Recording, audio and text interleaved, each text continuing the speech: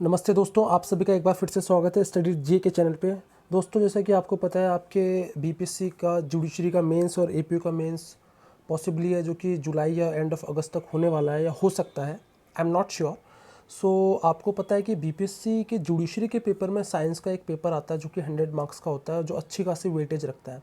और बायोलॉजी के बहुत सारे क्वेश्चंस हैं जो प्रोबेबली पूछे जाते हैं। तो क्वेश्चंस जो मुझे लग रहे हैं इम्पॉर्टेंट है, जो पूछे जा सकते हैं, मैंने थोड़ा उनको करा है, क्योंकि मैं भी ये एग्ज़ाम्स लिख रहा हूँ। तो मुझे जो समझ में आ रहा है कि क्या क्या इंपॉर्टेंट हो सकते हैं, तो मैं चाहता हूँ आप लोगों को भी ये समझ में आए।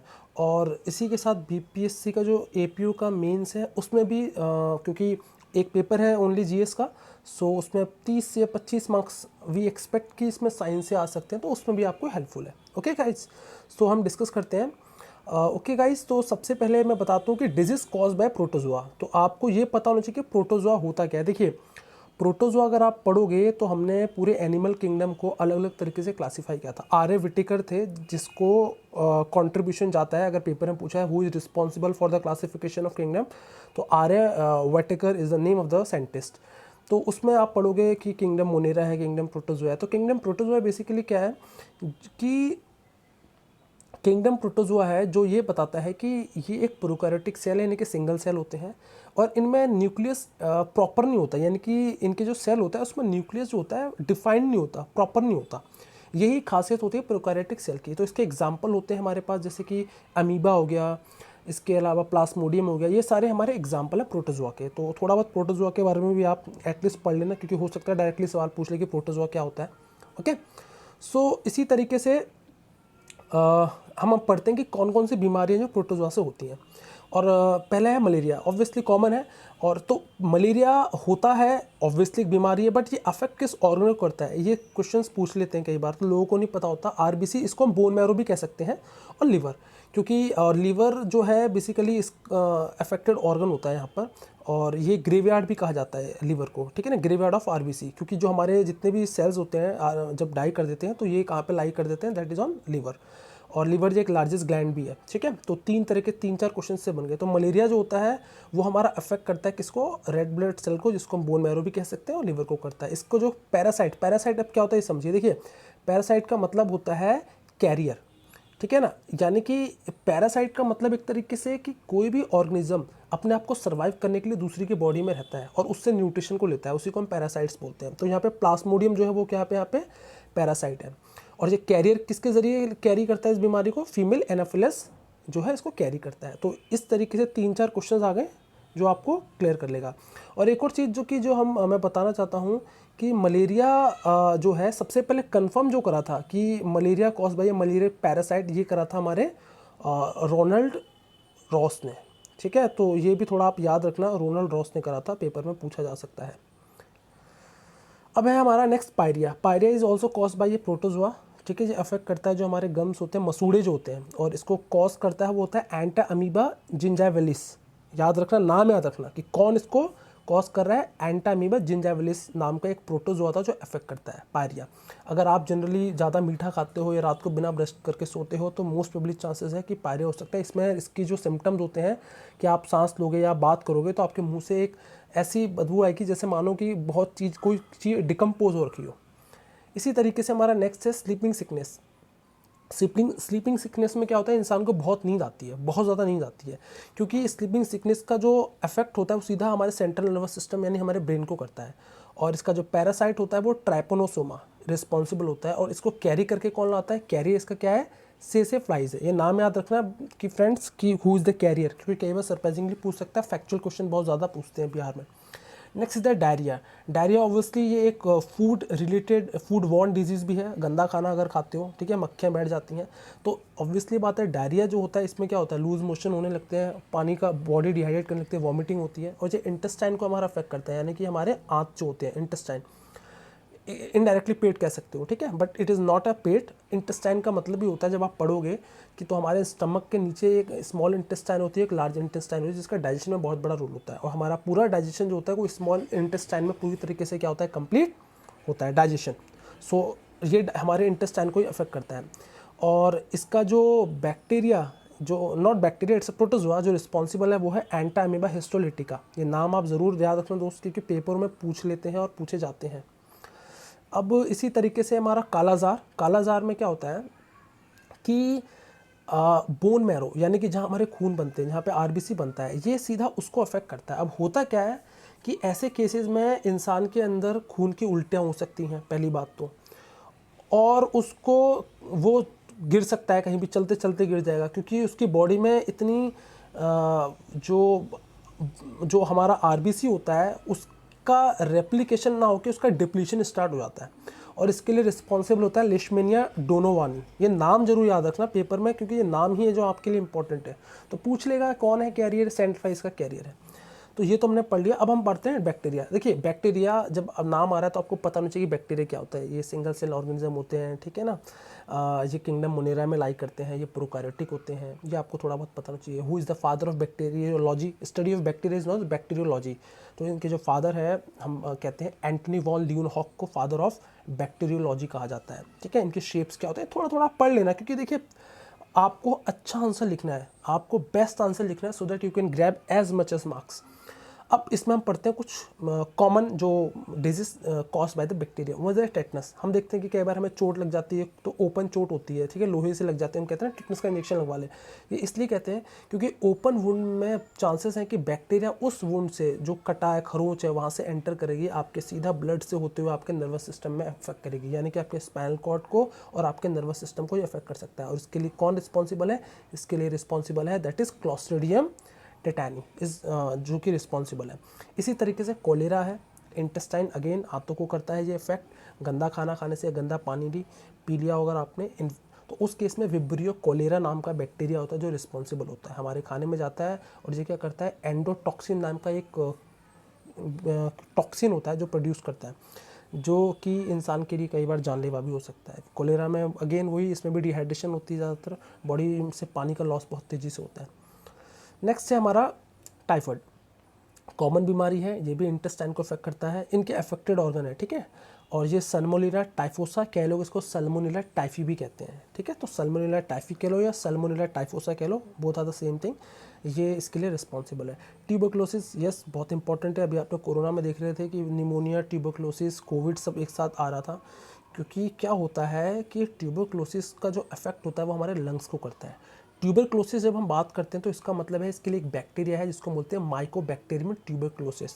ये बैक्टीरिया जो होता है रिस्पॉन्सिबल होता है, ये क्या करता है हमारे फेफड़ों में जब जाता है, हमारे फेफड़ों में जो ब्रोंकाइल होती है एक लच्छेदार सी होती है, ठीक है ना, जो क्या जिसमें एलोवेलाइज सैक होती है, जहाँ पे क्या होता है एक्सचेंज ऑफ गैसेस होता है, ये क्या करता है उसको कवर करना स्टार्ट कर देता है bacteria.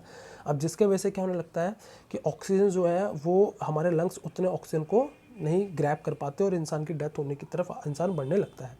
Next is the diphtheria.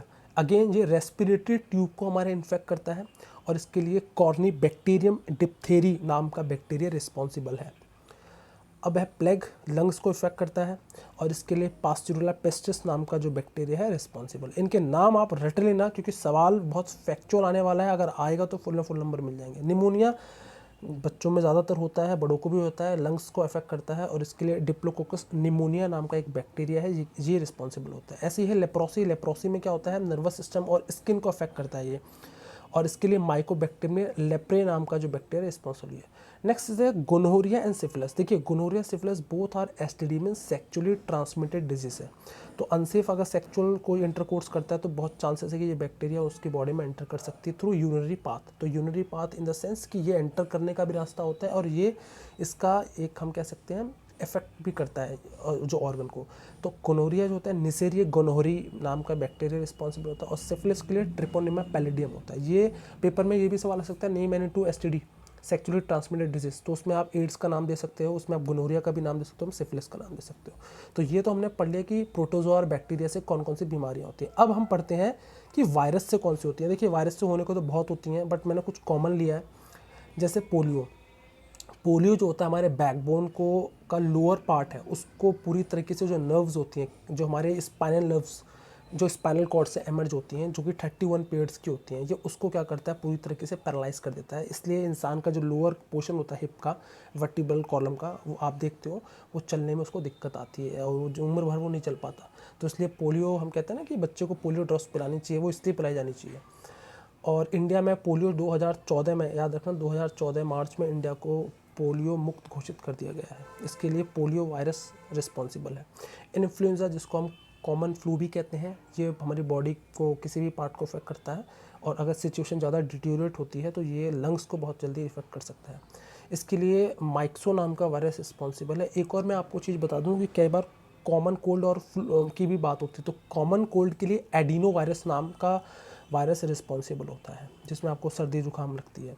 Next है chicken pox. Chicken pox again whole body skin को इफेक्ट करता है, दाने निकल आते हैं इसमें, ठीक है ना। इसके लिए वेरियोला नाम का वायरस रिस्पॉन्सिबल होता है और जनरली इसमें डेथ तो नहीं होती है, बट अगर इंसान, क्योंकि इसमें फीवर बहुत तेज़ी से चढ़ने लगता है और टॉक्सिन्स रिलीज़ करता है ये वायरस और रूप बदलता रहता है, तो अगर अर्ली ट्रीटमेंट नहीं लोगे तो इंसान की डेथ भी हो सकती है। Again is a small pox, most common in children, और ये होल बॉडी को इफेक्ट करता है। स्किन इज़ द मेन इसका अफेक्टेड पार्ट है। ये वेरिसिला वायरस जो है रिस्पॉन्सिबल है। मीजल्स, ये भी अगेन चाइल्डों में बहुत ज़्यादा होता है, इसलिए बच्चों को वैक्सीन दी जाती है। बच्चे का जो जन्म होता है तो उसके स्टार्टिंग के 6 मंथ में उसको रुबेला हो गया, उसको मीजल हो गया, उसको पोलियो, ये सारे वायरस जो होते हैं इनकी वैक्सीनेशन दी जाती है, so that immune can very effective and fight against those virus. So morbilli नाम का वायरस जो होता है मीजल्स के लिए रिस्पॉन्सिबल होता है। तो ये हमने पढ़ लिया वायरस। उसके लिए ऑल दो एड्स भी है जो कि वायरस करता है। HIV वायरस जो होता है हमारा इम्यूनो डिफेंसिव वायरस, जिसको रेट्रो वायरस कहते हैं। रेट्रो वायरस का मतलब भी होता है कि जो वायरस RNA कैरी करता है, यानी कि जिसका जो प्रोटीन है न्यूक्लिक एसिड वो RNA होना चाहिए, यानी कि राइबोन्यूक्लिक एसिड, जो कि एक सिंगल स्ट्रैंडेड प्रोटीन होता है और जिसमें राइबोज शुगर होता है। अब हम बात करते हैं फंगी का। देखिए फंगी में जनरली बेसिकली फंगी क्या है, अगर आप फंगी पढ़ोगे किंगडम फंगी में, तो फंगी ना तो पूरी तरीके से सीड है इसका, ना इसका कोई अपना कोई फ्रूट बियर करता है, ना ही इसका कोई लीव होते हैं, ना ही इसके कोई अपने ट्रू रूट्स होते हैं। तो ये बेसिकली क्या होते हैं, they are associated with the filaments, they are bulb like structures, filaments होते हैं, और हाइपी होती है, नेटवर्क ऑफ हाइपी का जो बना होता है। मशरूम जो कि एग्जाम्पल है फंगी का। तो ये मैंने आपको थोड़ा फंगी के बारे में बताया। और फंगी की स्टडी को हम क्या कहते हैं, फंगी की स्टडी को हम कहते हैं माइकोलॉजी, याद रखना। Study of fungi is known as mycology और study of algae is phycology. So asthma जो होता है ये एक बीमारी है। बेसिकली ये एक डिसऑर्डर है जो कि एलर्जिक रिएक्शन की वजह से किसी को भी हो सकता है। तो ये एस्थमेटिक एक तरीके से एलर्जिक रिएक्शन है। ये क्या होता है कि जब फंगी होता है, जिसका नाम होता है एस्परगिलस फ्यूमिगेटस, ये फंगी के जो पोर्स होते हैं, खास करके जब फसल कटती है गर्मियों के टाइम पे, खास करके मार्च अप्रैल मई के टाइम पे हम देखते हैं, तो लोग जो बाहर जाते हैं तो उनको एक एलर्जिक रिएक्शन होने लगता है, छींकें आने लगती है। ये अस्थमा की वजह से होता है। ये नॉर्मल भी हो सकता है, सीवियर भी हो सकता है। तो इसके लिए जो पोर्स होते हैं फंगी के, ये थ्रू एयर उसके रेस्पिरेटरी सिस्टम में चले जाता है मरीज के, और फिर उसको एस्थमेटिक प्रॉब्लम होने स्टार्ट हो सकती है। तो ये एस्परगिलस फ्यूमिगेटस के लिए रिस्पॉन्सिबल है। Next is the athlete foot. Athlete foot इसका नाम इसलिए पड़ा है क्योंकि इसमें जो ये फंगस का जो स्पोर्स होता है, ये जनरली एंटर करता है बॉडी में क्रैक्स, जब पाँव में क्रैक्स डेवलप हो जाते हैं तो वहाँ से ये एंटर करता है, इसलिए इसको हम एथलीट फूट कहते हैं। टेनिया पेडिस नाम का फंगी होता है जो रिस्पॉन्सिबल होता है इसके लिए। नेक्स्ट इज द बार्डनेस, यानी कि बालों का झड़ना। ये इंपॉर्टेंट है, पढ़ भी लेना। और बालों का झड़ना की जब हम बात करते हैं तो इसके लिए बेसिकली टेनिया कैपेटिस नाम का एक फंगी सबसे ज़्यादा रोल प्ले करता है। रिंग वॉर्म, खाद दांत खुजली हम जो कहते हैं, इसके लिए ट्राइकोफाइटोन लैरिकोसम फंगी रिस्पॉन्सिबल है। एक टर्म है मैंने यहाँ लिखा हुआ, जनरली मैं जब भी कुछ नोट्स अपने बनाता हूँ तो मैं क्या करता हूँ, जो जो मुझे लगता है कि इंपॉर्टेंट टर्म है मैं साइड में लिख लेता हूँ। तो मैंने यहाँ पे लिखा है साइजोफ्रेनिया। देखिए साइजोफ्रेनिया एक मेंटल इलनेस होती है जहाँ पे पेशेंट को सपने में जो चीज़ देखता है उसको वही हकीकत लगती है, ठीक है ना। तो ये एक तरीके का डिसऑर्डर कह लो, मेंटल रिलेटेड। ये बीमारी एक मेंटल रिलेटेड डिसऑर्डर कहूँगा मैं इसको, जिसमें कि इंसान जो देखता है, जो इमेजिन करता है, वो उसी को सच मान लेता है। तो इसको साइजोफ्रेनिया हम कहते हैं। एक टर्म होता है फाइकोसिस। फाइकोसिस भी एक बीमारी होती है, एक मेंटल इलनेस होता है जिसमें इंसान हद से ज़्यादा इमोशन होने लगता है, यानी कि उसकी जो इमोशन की जो टेंडेंसी है वो प्रोलॉन्ग होने लगती है। तो ऐसे इंसान को इमोशनल सपोर्ट की बहुत ज़्यादा ज़रूरत होती है, तो उसको हम साइकोफोसिस कहते हैं। ये है साइजोफ्रेनिया। तो गाइज़ मुझे लगा था थोड़ा इंपॉर्टेंट है, तो मैंने सोचा आप लोगों से शेयर करना चाहिए, तो मैं इसलिए शेयर कर रहा हूँ। और मैं इसी तरीके से कुछ कुछ इंपॉर्टेंट टॉपिक है लॉ के भी लेकर आऊँगा जो मुझे लगेगा, क्योंकि मैं प्रिपरेशन में खुद भी कर रहा हूँ तो ज़्यादा टाइम नहीं दे पा रहा हूँ कि मैं लोगों से शेयर कर सकूँ, बट जब भी मुझे टाइम मिलेगा तो मैं डेफिनेटली कुछ ना कुछ रिलेटेड आपके जुडिशरी एग्जाम से मैं डेफिनेटली आपको अपडेट करता रहूँगा। ओके गाइज, तो this is all about today's lecture. Thank you.